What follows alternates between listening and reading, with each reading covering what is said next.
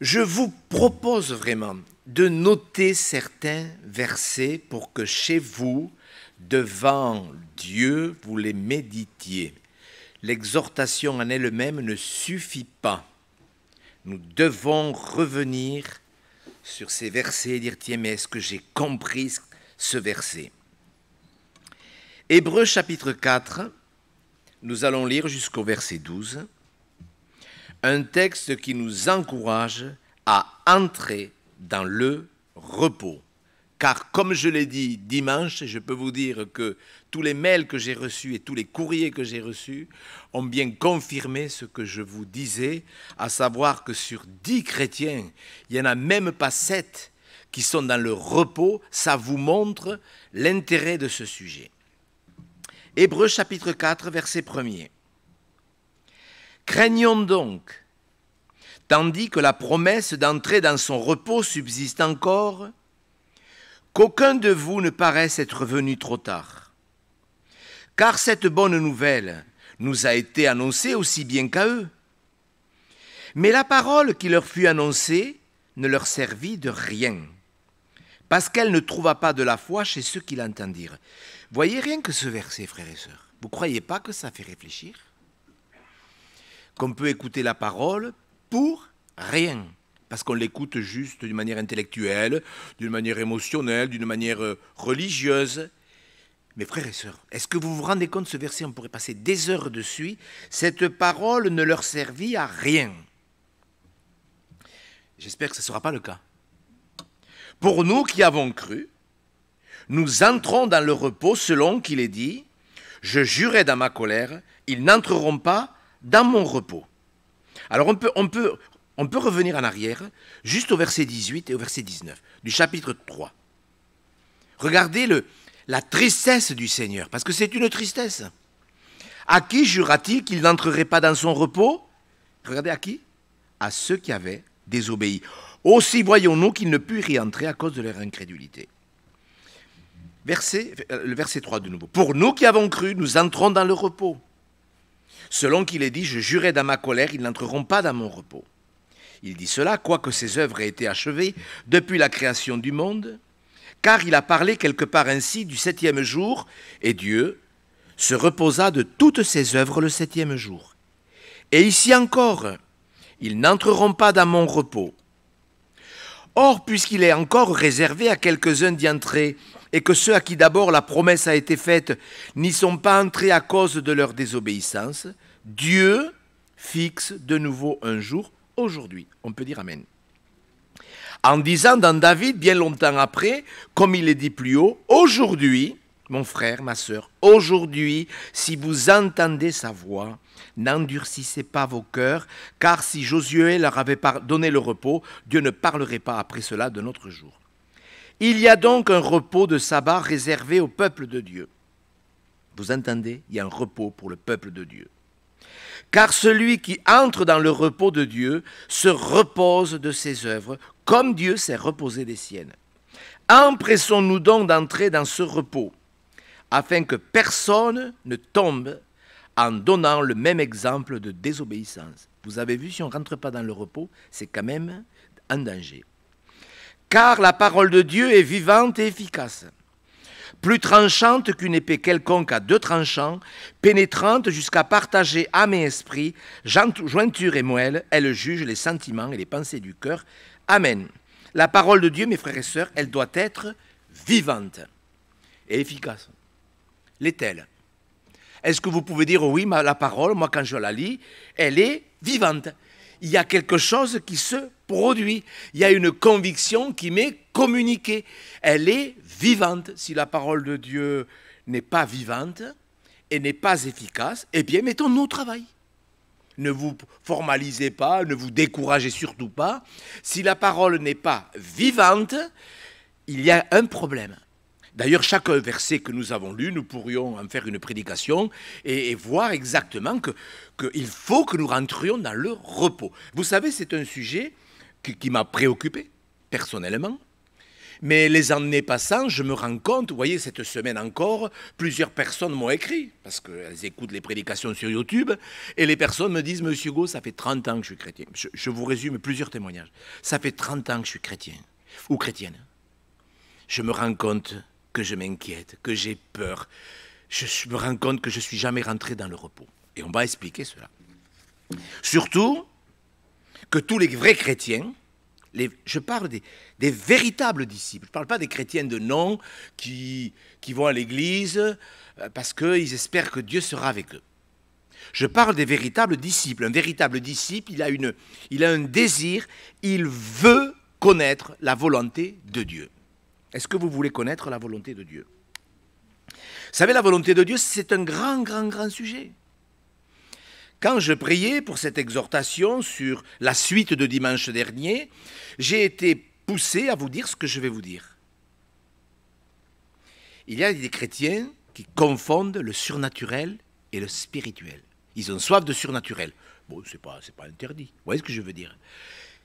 Mais si vous saviez le nombre de chrétiens qui ont perdu le repos parce qu'ils étaient obsédés par le surnaturel, ils voulaient que Dieu agisse, que Dieu fasse ceci, que Dieu fasse cela, ce qui n'est pas mauvais en soi. Mais je peux vous dire que pour ces chrétiens-là, la volonté de Dieu, c'est d'abord de comprendre ce qui est spirituel. Car une chose est sûre, mes frères et sœurs, et certaine, la volonté de Dieu, nous pouvons la découvrir quand nous entrons dans son repos. Il y a un repos pour le peuple de Dieu. Ça paraît paradoxal dans le monde où on est, mais ça ne va pas s'arranger. Je peux vous dire que le prochain président, il va avoir du fil à retordre. Laissez-moi vous le dire.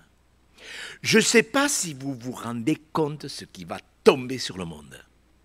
Quelqu'un qui a un peu de sensibilité au Saint-Esprit sait très bien qu'il va y avoir une violence qui va venir sur la terre. Il vaut mieux, comme on l'a chanté, être à l'abri du Très-Haut.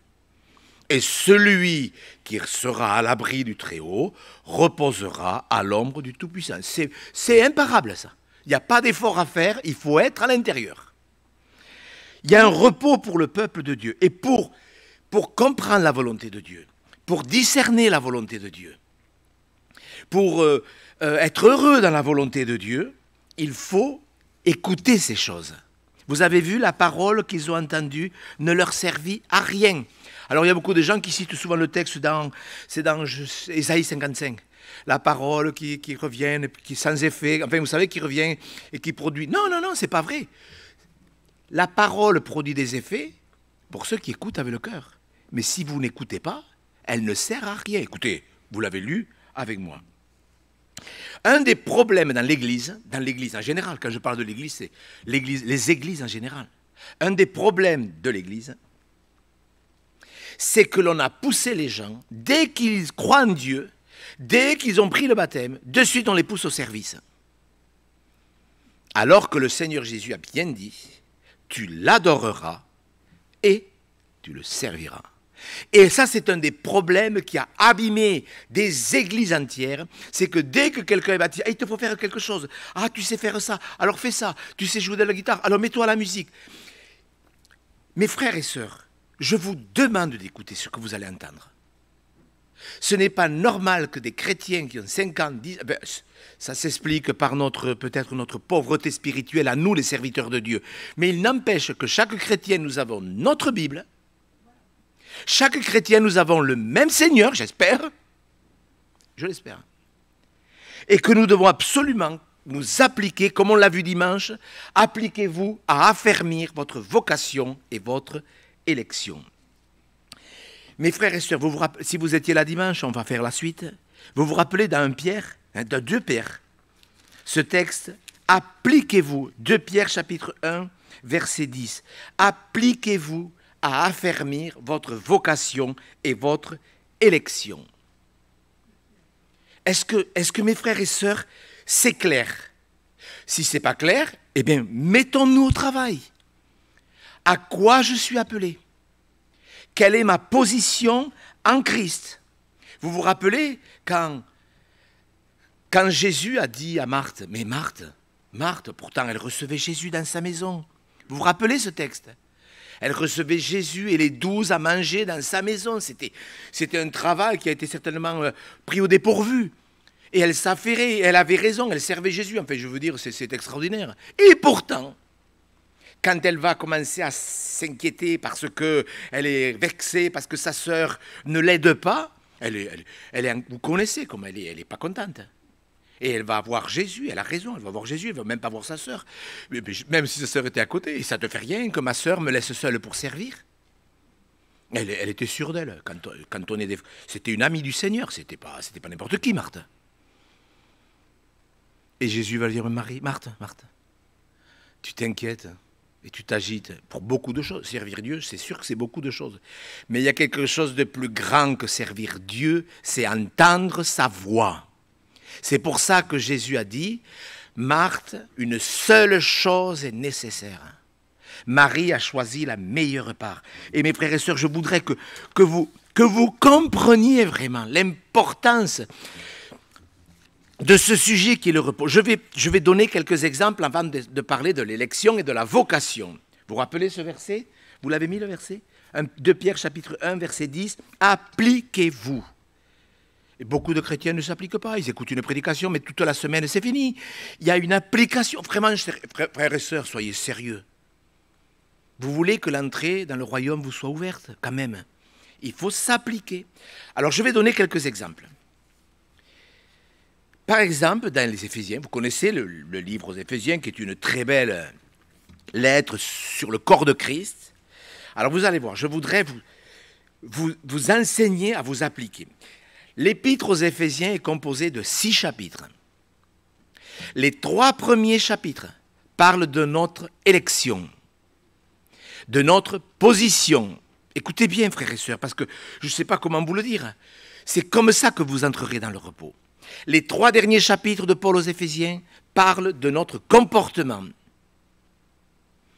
de ce que nous avons à vivre. Et les 3 premiers chapitres, je répète, de notre position, ce que nous sommes en Christ.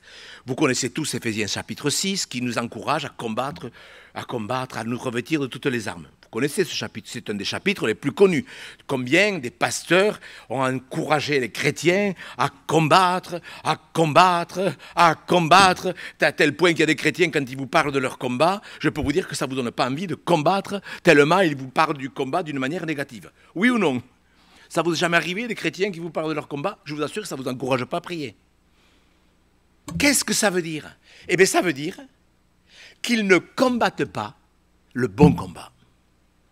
Mais ils utilisent un texte biblique. Ah, si tu savais en ce moment, si tu savais le combat que je mène, j'en peux plus, je suis crevé, je suis épuisé, mais je combats. Mais forcément, ça vous donne envie de prier, ça.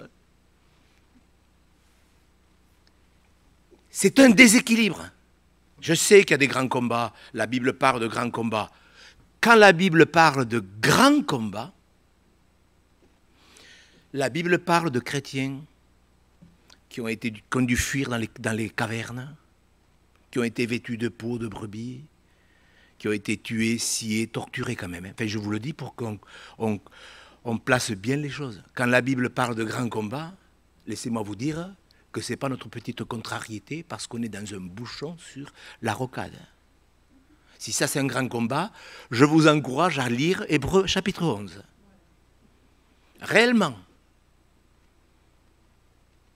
Si parce qu'une de vos filles ou un de vos fils fait la tête à la maison, si vous appelez ça un grand combat, relisez Hébreux chapitre 11. Écoutez-moi, frère, je sais parce que écoutez-vous, est-ce que vous vous rendez compte? Toute la semaine, vous recevriez des mails en vous disant, Monsieur Go, j'ai 40 ans de conversion, je ne sais pas ce que c'est le repos.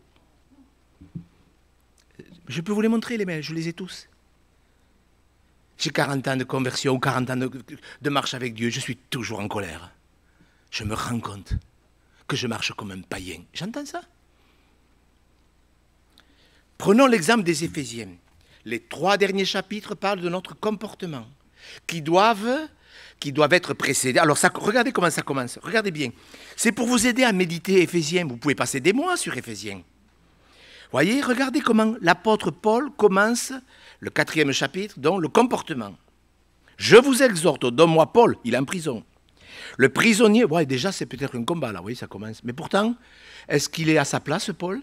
Eh bien oui, quand on voit ce qu'il a écrit, je pense qu'il était...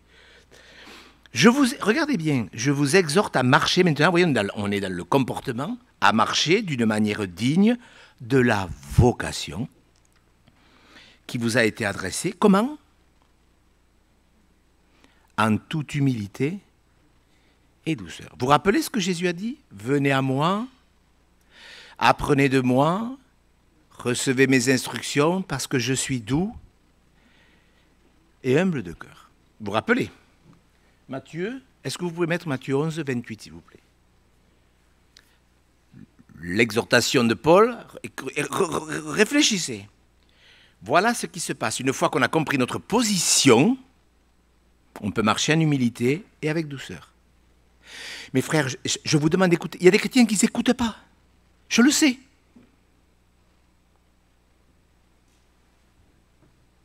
Jésus est doux et humble. Est-ce que vous avez la petite vidéo que vous aviez trouvée, Eldrick? Parce que Jésus a dit, prenez mon joug. Vous vous rappelez, elle est belle cette image. Prenez mon joug sur vous. Apprenez de moi. Qu'est-ce que nous avons appris de Jésus? Vous avez vu les bœufs? Des bœufs? Vous avez vu les bœufs? Ils ont un joug. Vous voyez? C'est vieux ça, je pense que c'est Madame Blanc, là, le chapeau. C'est ça un joug. Un joug, vous savez, moi j'ai demandé à des paysans, parce que quand je me suis converti, je voulais savoir. Pourtant, je suis de la campagne.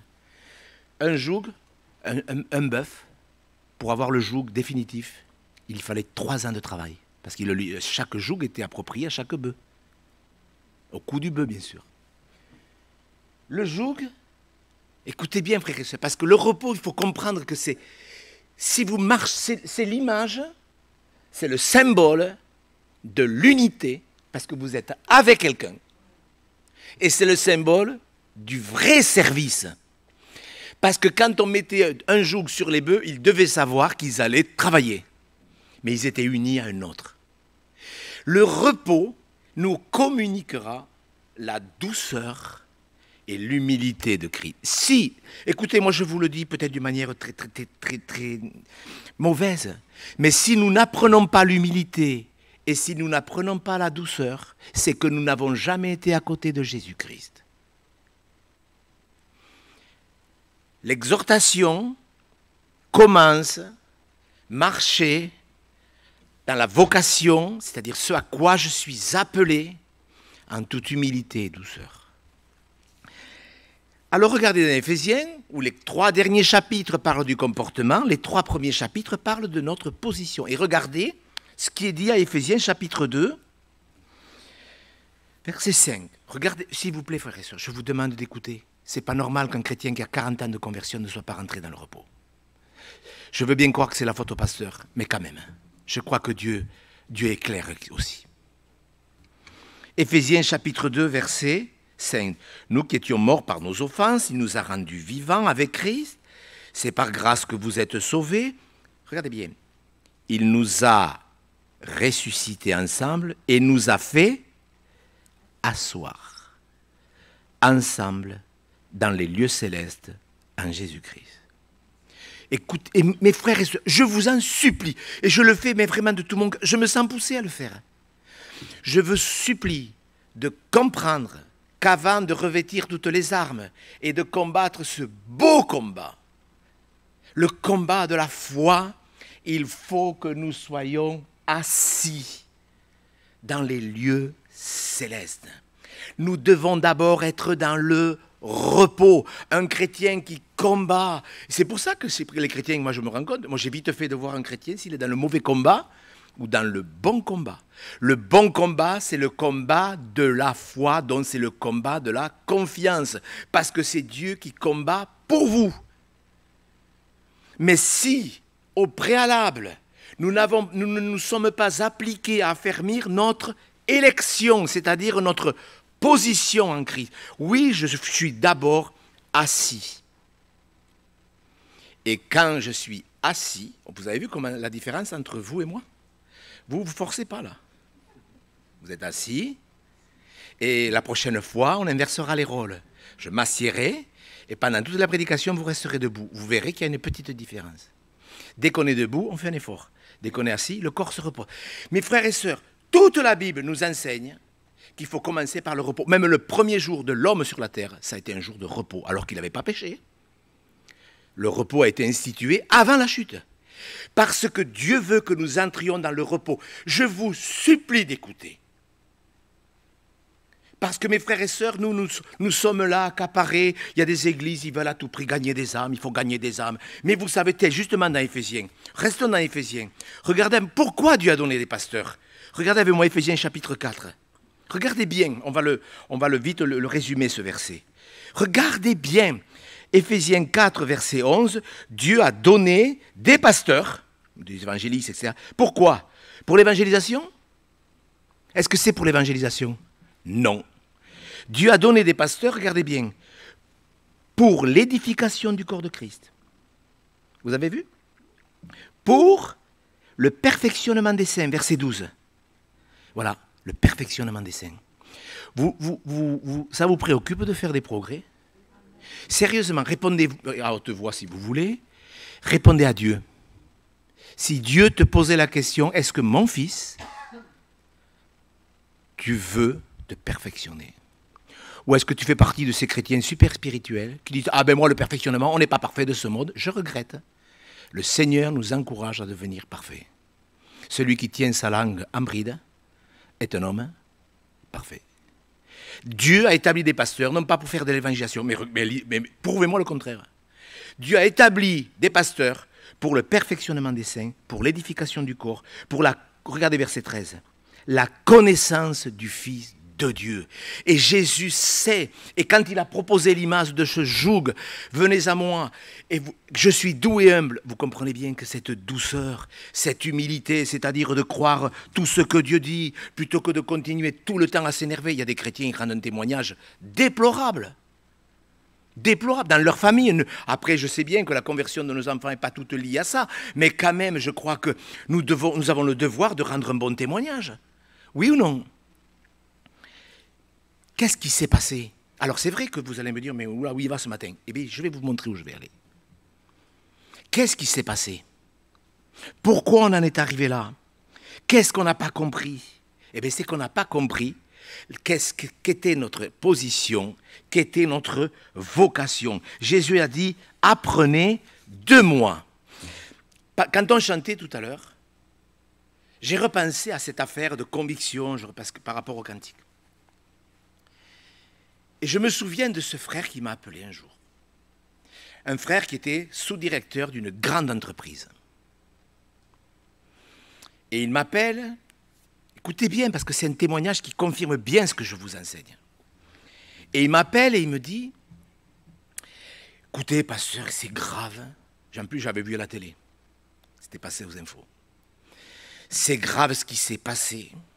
Il va y avoir un procès énorme et le journaliste qui a commencé l'enquête, on l'a retrouvé mort, assassiné. J'ai dit, j'ai vu les infos ce matin. Qu'est-ce que je fais? Il me dit. C'est archi grave, je vous résume, je vous dis pas les détails. Et je lui dis, vous savez, ce matin je lisais, vous savez moi quand je lis, je vous le dis pour vous montrer comment je fais mes cultes personnels. Je lis jusqu'à ce que souvent un verset m'arrête. Je lis 3 versets, des fois 3 chapitres, des fois 10. Et ce matin-là, je me suis beaucoup arrêté sur le psaume 39. Et je me suis arrêté au verset 10, si vous pouvez le mettre, s'il vous plaît. Et j'ai dit à ce frère, écoutez, j'ai dit, ce qui vous arrive, c'est archi grave. Je le sais. Ça a touché même le gouvernement. C'était quelque chose d'impressionnant. Et je lui dis, moi, je me suis arrêté sur ce verset. Ça m'a énormément interpellé pendant mon culte personnel. Alors peut-être c'est aussi pour vous. Je reste muet. Je n'ouvre pas la bouche, car c'est toi qui agis. Je dis, écoutez, moi, je n'ai pas de réponse. Mais ce matin, ce verset m'a interpellé. Il me dit, vous croyez? J'ai dit, écoutez, moi, je vous donne ce verset, parce que ce verset, ce matin, il m'a bouleversé. Vous croyez? J'ai dit, écoutez, vous le voyez. Et 2 ans après, Il m'a téléphoné, il est directeur, je dis, de 2 boîtes, de 2 grandes boîtes. Il n'a rien fait.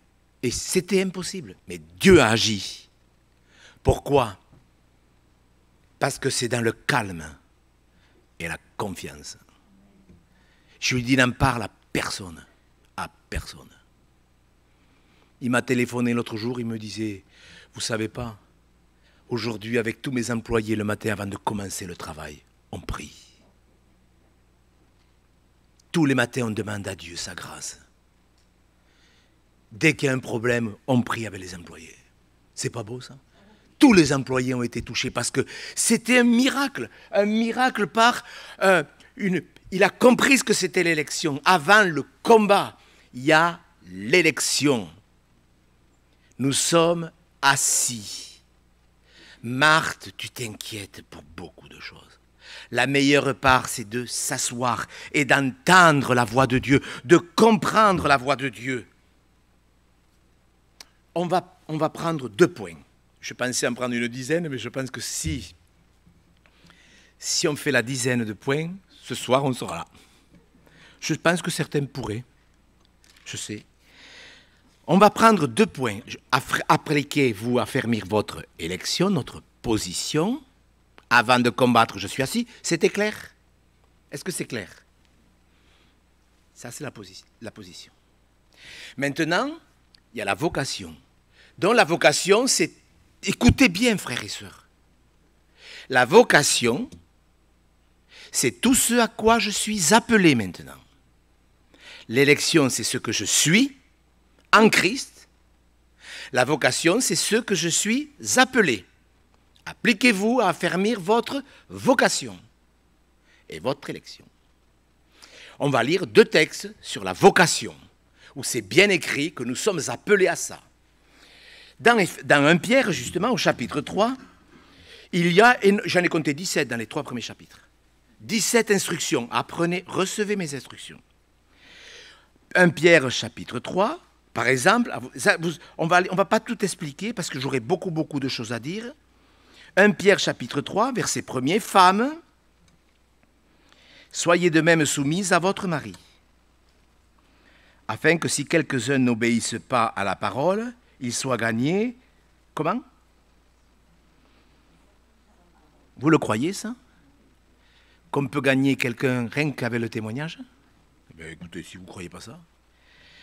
Combien il y a une femme cette semaine qui m'a... Oui, je vous le dis. Elle m'a dit, Monsieur Gaulle, ça fait 30 ans que j'essaye de convaincre mon mari de venir à l'église. On ne fait que se disputer. J'ai compris que ça ne servait à rien. Qu'il avait besoin que je lui témoigne ma paix. Oui, vous voyez. Alors, verset 7. Marie, montrez à votre tour de la sagesse dans vos rapports avec votre femme. Comme avec un sexe plus faible, honorez-la. Comme devant aussi hériter avec vous de la grâce de la vie. Qu'il en soit ainsi, afin que rien ne vienne faire obstacle à vos prières. Verset 9. Regardez bien, frères et sœurs. Ne rendez pas mal pour le mal, ou injure pour injure. Bénissez au contraire, car, qu'est-ce qui est écrit? Vous pouvez le lire fort. Car c'est à cela que vous avez été appelés. C'est notre vocation. Pourquoi? Pour être malheureux toute votre vie, afin d'hériter la bénédiction. Nous sommes appelés à bénir. Si quelqu'un en effet veut aimer la vie et voir des jours heureux, qu'il préserve sa langue du mal et ses lèvres des paroles trompeuses, qu'il s'éloigne du mal et fasse le bien, qu'il recherche la paix et la poursuive. Regardez bien le résultat. Car les yeux du Seigneur sont sur les justes. Voilà ce que c'est un juste. Ses oreilles sont attentives à leurs prières. Mais la face du Seigneur est contre ceux qui font le mal. C'est à cela que vous avez été appelés. Mes frères et sœurs, comment je dois vous l'expliquer? Comment je dois vous expliquer? Voyez, honorer votre femme. Mais est-ce qu'il faut honorer que sa femme? Et regardez au verset 17 du chapitre 2. Honorer tout le monde. Ça, c'est les instructions. Recevez mes instructions. Vous savez, cette semaine, j'ai discuté avec une dame qui m'a dit, oh ben chez nous, c'est comme ça, c'est pas méchant, mais on a tendance à se maudire. Oh, je te maudis. Mais je dis, mais on rit pas avec ça. Ah, mais c'est une façon de parler. Et j'ai appris sur ces entrefaits qu'il y a des chrétiens qui maudissent. Celui-là, celle-là, je le déteste. Je le hais. Mes frères et sœurs, c'est ça maudire. Celui-là, je ne le supporte pas. Alors, soyons honnêtes. Honnêtes jusqu'au bout. Est-ce qu'on peut ne pas supporter des personnes? Mais bien sûr. Jésus dit aux chrétiens d'Éphèse, à ceux qui marchent dans la vérité, il dit, mais ce que tu as, c'est que tu ne peux supporter les méchants. Ceux qui se disent apôtres, mais tu les as trouvés menteurs. Donc on peut ne pas supporter une catégorie de gens, de chrétiens qui sont menteurs. Les chrétiens qui mentent, si vous mentez, votre père, c'est le diable. Écoutez, je ne peux pas vous le dire mieux. Si vous mentez et que vous ne vous repentiez pas, parce que je fais la différence entre quelqu'un qui commet un mensonge et qui après dit « Oula, je te demande pardon, Michael, je vous ai dit que vous prêchiez bien, pardon ». Voyez? Bon, un mensonge, tu le répares. Mais mentir continuellement, je plaisante. Mais il prêche bien, il prêche bien. J'aurais pas osé le dire si c'était le cas, quoique. Mais, mes frères, est-ce que vous comprenez entre je commets un mensonge, c'est pas bien, je le répare, je le répare. Vous n'êtes pas un menteur. Mais le gars qui ment et qui prend l'habitude de mentir, votre père, c'est le diable, vous allez aller en enfer. Écoutez, moi je vous le dis parce que je rendrai compte à Dieu pour cette prédication. Si vous mentez, votre père, ce n'est pas Dieu. C'est clair. Donc on peut ne pas supporter les méchants. Vous voyez, c'est même une qualité. Mais entre ne pas supporter les méchants et puis être dans un état de colère, de haine, il faut apprendre à honorer tout le monde. Honorer ses parents. Les jeunes, et si vous avez vos parents, honorez vos parents. Avoir du respect pour vos parents. Avoir du respect pour son épouse. Avoir du respect pour son mari. Est-ce que c'est important? Avoir du respect pour ceux qui vous gouvernent. Vous croyez que c'est facile de gouverner le pays? Moi, je me demande comment ils font pour se présenter. Pour moi, il y a un sentiment de masochisme profond. Je vous le dis franchement. Parce que je peux vous dire que ça va être terrible. Mais qu'est-ce qu'elle nous demande, la Bible? Priez pour ceux qui vous gouvernent. Il faut prier pour le ministre de l'Intérieur. Sérieusement. Moi, je fais pas de politique, mais est-ce que c'est écrit? Et il y a des chrétiens qui se laissent avoir par le diable parce qu'ils sont tout le temps en train de maudire. Maudire, ça veut dire du mal. Mes frères et sœurs, vous êtes appelés à bénir. Quand quelqu'un est méchant, il y en a des gens, des chrétiens méchants qui sont perdus, des chrétiens qui ne sont pas en communion avec Dieu. Je le répète parce que ça revient souvent. Le mensonge, ça fait de vous des chrétiens méchants. Si vous maudissez même pour rire, je ne vois pas ce qu'il y a de risible d'ailleurs dedans, je pense qu'on doit bénir. On doit bénir. Bénissez, c'est à cela que vous avez été appelés. Seigneur, je te prie pour les ministres. Je te prie pour mes enfants. C'est facile de prier pour les enfants? Ben oui. Pour les ministres, c'est moins facile. Mais il faut le faire. Recevez mes instructions. Et voyez, quand on prend ces textes, le comportement qu'un homme doit avoir avec sa femme, mais est-ce que, soyons honnêtes, mes frères et sœurs, je vous assure, moi ça me fait de la peine quand je vois des chrétiens qui ont 40 ans de conversion qui sont toujours en vrac. Sérieusement. Est-ce qu'on peut être honnête? Est-ce qu'on peut demander à la personne avec qui on vit, est-ce qu'on peut lui demander? Est-ce que tu penses que je t'honore ou pas? Est-ce qu'on peut lui demander? Est-ce que vous pouvez demander à votre femme, Michael? Chérie, est-ce que tu trouves que je t'honore? Si on n'est même pas capable de pouvoir se poser ce genre de questions, c'est qu'il y a un problème. Quand même entre frères et sœurs. Oui ou non? Est-ce qu'on peut faire de véritables bilans? Examinez-vous pour savoir si vous êtes dans la foi, donc dans la confiance, si vos regards sont tournés vers Dieu. Bénissez, c'est à cela que vous avez été appelés. Honorer tout le monde. Si on n'honore pas tout le monde, on se soumet. Moi, je connais des chrétiens, mais d'ailleurs, je pense qu'ils ne sont pas nés de nouveau. Comment ils parlent des autorités, comment ils parlent des gendarmes et les poulets. Moi, quand ils ne sont pas là, je fais ce que je veux sur la route. Mes frères et sœurs, les gendarmes, qu'ils soient là ou qu'ils ne soient pas là, on se soumet à ceux qui nous gouvernent. Moi, j'entends de ces choses, des chrétiens vulgaires, grossiers. Écoutez, frères et sœurs, moi, je vous le dis parce qu'il faut le dire. Vous croyez que j'ai envie de vous prêcher ça? Sincèrement, vous croyez que moi, je préfère... Ouais, il y a des sujets, si vous saviez comment il y a des sujets que j'aimerais partager. Des sujets merveilleux. Et je me sens poussé à vous parler de choses basiques, de choses toutes simples qu'on devrait comprendre les premiers jours, les premières heures de notre conversion. Un chrétien qui emploie les 5 lettres au bout de 10 ans de conversion et qui ne sait pas qu'il est grossier, ne me dites, et qui fait du blablabla et du shabada, shabadi, shabada, je peux vous dire qu'il n'est pas rempli du Saint-Esprit. Écoutez, moi je ne sais pas comment vous le dire. Ce que je sais, c'est qu'il y a des gens qui vont se retrouver sur le carreau quand Jésus va venir prendre l'Église, parce qu'ils ne s'appliquent pas. Ils reçoivent la parole de Dieu pour rien.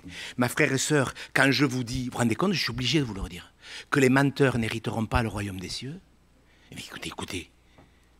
Ah, mais j'ai fait un mensonge pour Dieu. Oui, j'ai entendu ça. Celui qui ne se soumet pas aux autorités, qu'est-ce qui est écrit? Il attire une condamnation sur lui-même. Eh bien, ne vous soumettez pas. Par contre, moi, je ne suis pas en train de vous pousser à le faire. Hein. Je suis en train de vous dire qu'un chrétien, quand il est sauvé, il doit comprendre quelle est sa position en Christ, il doit comprendre quelle est sa vocation. Que sa position, c'est d'abord le repos, dans lequel la personne va capter, recevoir les instructions, qu'elle va marcher sur ce joug. Et c'est vrai que marcher à côté de Jésus, moi je me demande ce qu'il y a de plus beau sur la terre. Marcher à côté de lui, il est doux, il est humble, et pouvoir dire, mais c'est vrai, je dois savoir. Comment je dois comporter vis-à-vis de ma femme, vis-à-vis de mes enfants. Je dois le savoir. Je me suis mal comporté. Je me souviens, quand je préparais cette prédication, je me souviens une fois, là, avant un culte, je m'étais attrapé avec ma fille Esther. Elle avait 14 ans ou 15 ans, elle n'était pas encore convertie. Et je lui avais dit, écoute Esther, j'avais été sévère, très sévère avec elle. Et bien sûr, quand le moment de la Sainte Seine est arrivé, je me suis dit, tu ne peux pas prendre la Sainte Seine. Tu ne peux pas prendre la Sainte Seine. Alors elle était au 5 ou 6e rang, je vais la voir, je dis Esther, je peux te parler, elle était recueillie. J'ai dit, écoute Esther, je te demande pardon pour mon comportement de tout à l'heure. Vraiment, je t'ai mal parlé, je te demande pardon. Elle me regarde et me dit, je sais que tu es un bon chrétien. Ça m'a fait quand même du bien. Et puis le soir, on a discuté. Je dis, c'est vrai, je te demande de... Vous voyez, écoutez ce que je vais vous dire. Je ne dis pas ça pour parler de moi, je n'ai pas envie de parler de moi. Mais parce que je l'ai vécu. Tu sais, tu es ma fille. Et je te demande de te comporter comme une chrétienne, alors que tu n'es pas encore reconvertie. Par contre, je te demande d'avoir un bon... Elle avait un bon témoignage. Mais vous comprenez ce que je veux dire? Des fois, on met la pression sur les gens. Si nos enfants ne sont même pas convertis, on leur demande de se comporter comme des chrétiens, c'est ridicule. Et je crois qu'il y a une honnêteté qu'on doit développer. Il n'y a pas de mal à demander pardon à quelqu'un. Oui ou non? Moi, demander pardon à mes enfants, mais vous plaisantez, monsieur Gau, je ne vais pas perdre mon autorité. Vous croyez que vous allez perdre votre autorité parce que vous allez demander pardon? Quand vous demanderez pardon, Dieu vous bénira. Parce que nous sommes appelés à pardonner et à demander pardon. Nous sommes appelés à bénir. Et je pourrais parler de ça pendant des heures, de l'importance de bénir votre nation. Ah, cette nation, elle est pourrie. J'en ai marre de cette nation. Ça ne vaut rien de vivre en France. Mes frères et sœurs, il faut prier pour sa nation. Il faut aimer sa nation. Vous savez, en priant cette semaine, je pensais à Jérémie, dans le chapitre 29 qui dit, je crois que je l'ai mis ce verset, je ne sais pas si vous avez lu le livre de Jérémie, comment les Juifs sont partis à Babylone, dans quelles conditions ils sont partis. Lisez le livre de Jérémie et vous allez voir que c'était un grand combat. Certains sont partis nus avec un joug sur le cou, justement, etc., enchaînés, enfin. Lisez Jérémie. Et Dieu, qu'est-ce qu'il leur dit? Au travers de Jérémie, il y en a qui ont dû dire à Jérémie, Jérémie, il ne doit pas aller bien, mais il ne se rend pas compte. Vous savez, aujourd'hui, on parlerait, mais non, mais pour qui il se prend?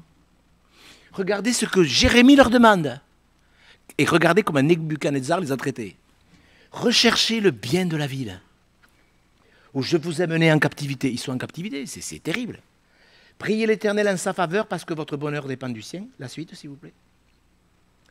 Voilà. La suite. Encore. Encore. Je connais les projets que j'ai formés sur vous. Projets de paix et non de malheur.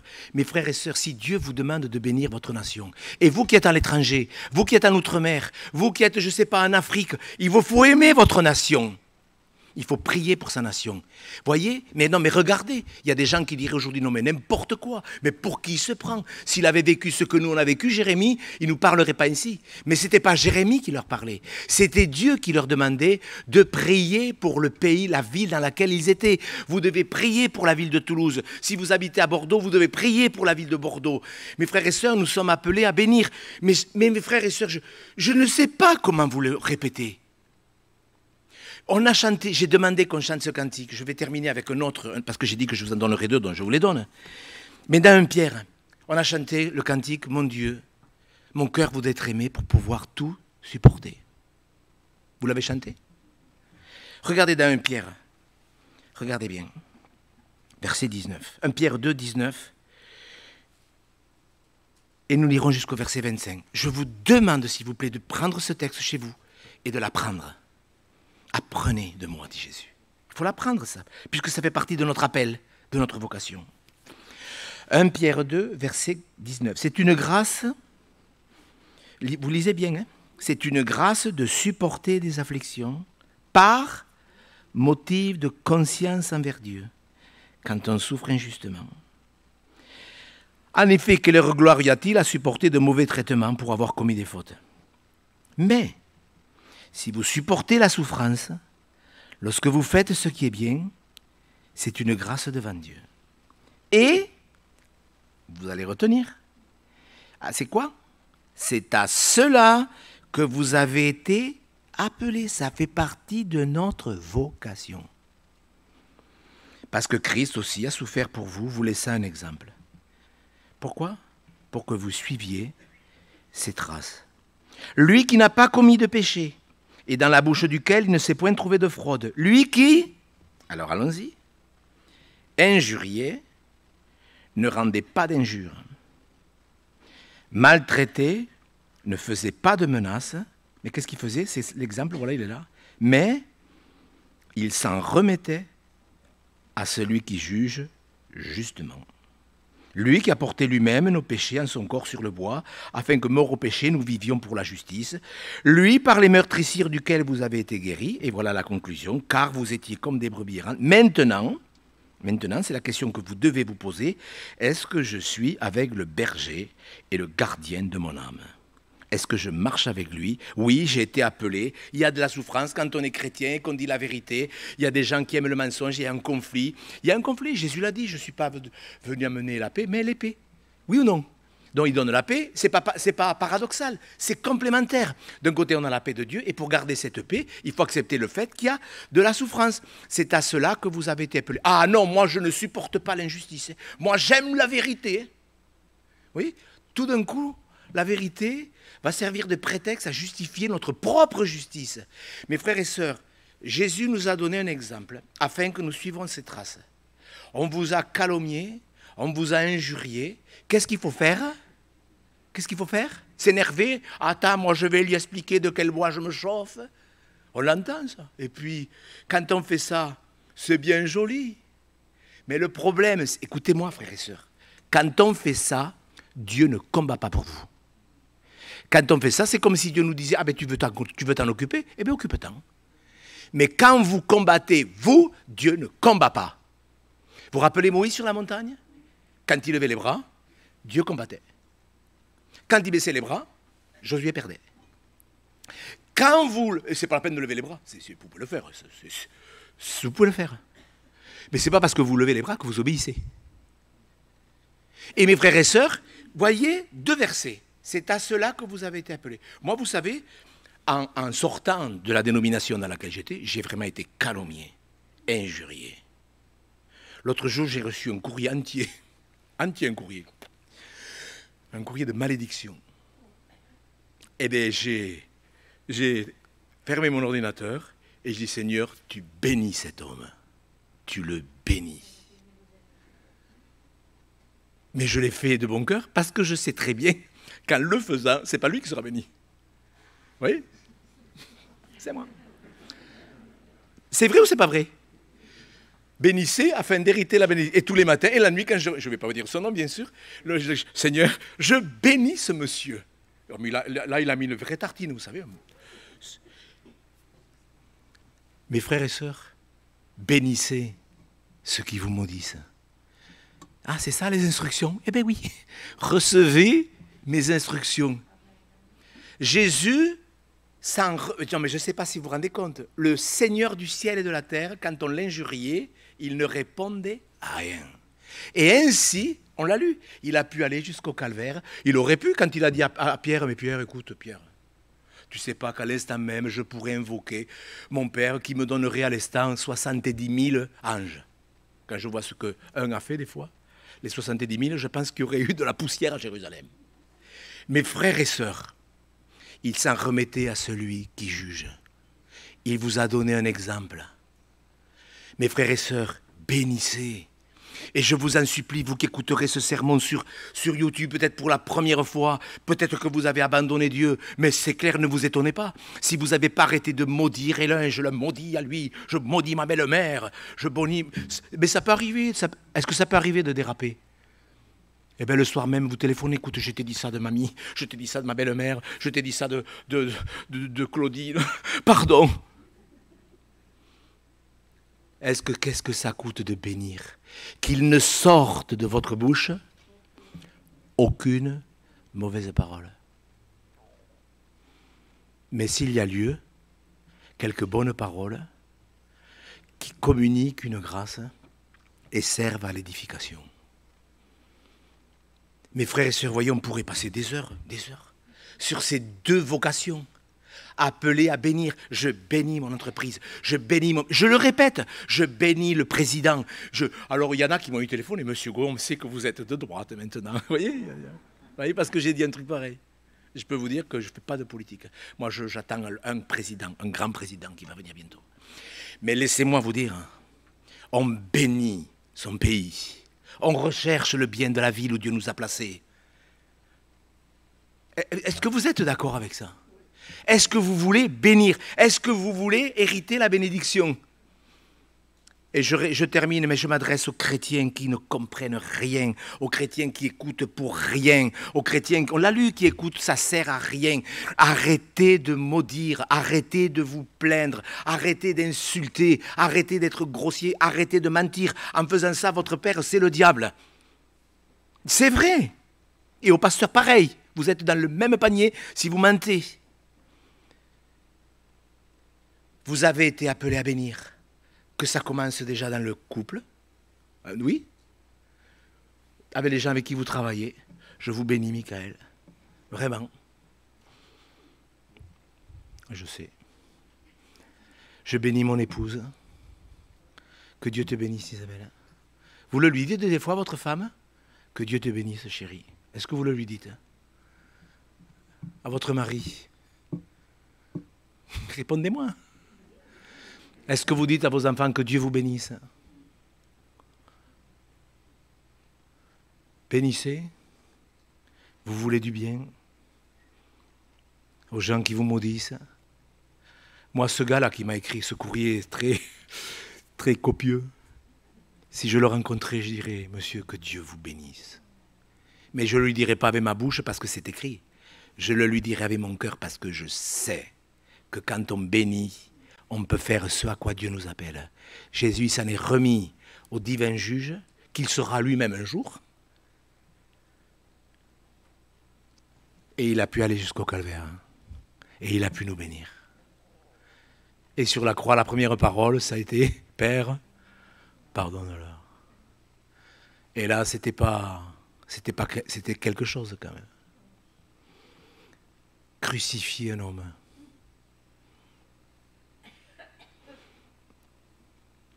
Prions, frères et sœurs, Que Dieu nous aide à entrer dans la vocation.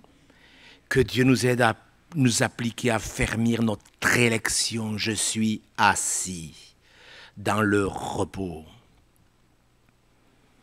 Je reste dans la confiance, dans le calme, parce que tu agis, Seigneur. C'est des lois. Notre Père, notre Dieu, nous voulons apprendre de toi.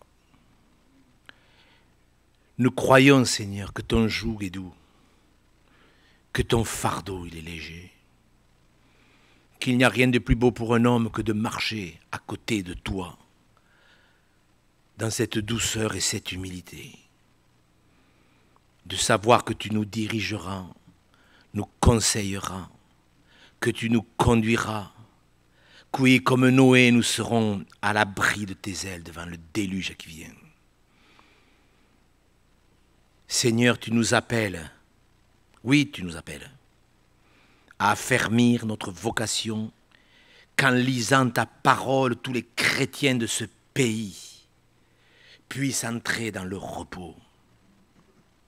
Qu'en lisant ta parole qui est vivante et efficace, tous les chrétiens de ce pays puissent affermir leur élection. Oui, tu nous veux d'abord assis, comme Marie à tes pieds. Pardonne-nous, Seigneur, pour toutes les fois où nous nous sommes agités, débattus, où nous nous sommes agacés. Je te prie pour tous ces foyers qui ont explosé, parce qu'ils n'ont pas eu cette aide qu'ils auraient dû avoir, ils ne l'ont pas réclamée. Seigneur, que toi qui sais. Mais je te prie pour les foyers chrétiens, te demandant de leur accorder la grâce de se respecter, de s'honorer, de s'aimer, de se bénir. Je te prie pour les enfants chrétiens de cette nation, les enfants des chrétiens, de leur demander, de leur ouvrir les yeux afin qu'ils honorent leurs parents. Seigneur, tu vois tous les enfants qui n'honorent chrétiens, qui n'honorent pas leurs parents. Pitié d'eux, Seigneur, et pitié d'eux, afin qu'ils ne gâchent pas leur vie à cause de ce manque de respect. Nous voulons, oui, que tu puisses bâtir ton Église, Jésus. Et je te prie, et nous te prions, pour tous les méchants, pour tous les chrétiens vulgaires, grossiers, païens, qui ne se rendent pas compte qu'ils vont en enfer. Je te prie, Seigneur, de les délivrer du péché, afin qu'ils ouvrent les yeux et qu'ils se repentent. Parce que tu es un Dieu qui bénit celui qui se repent. Oui, Seigneur, tu nous donnes, il y a un jour pour le repos, eh bien aujourd'hui nous y entrons. Tu vois tous ceux qui n'y sont pas et qui écouteront cette exhortation par la vidéo, je t'en prie, Seigneur, donne-leur de se tenir devant toi et d'être assis dans les lieux célestes.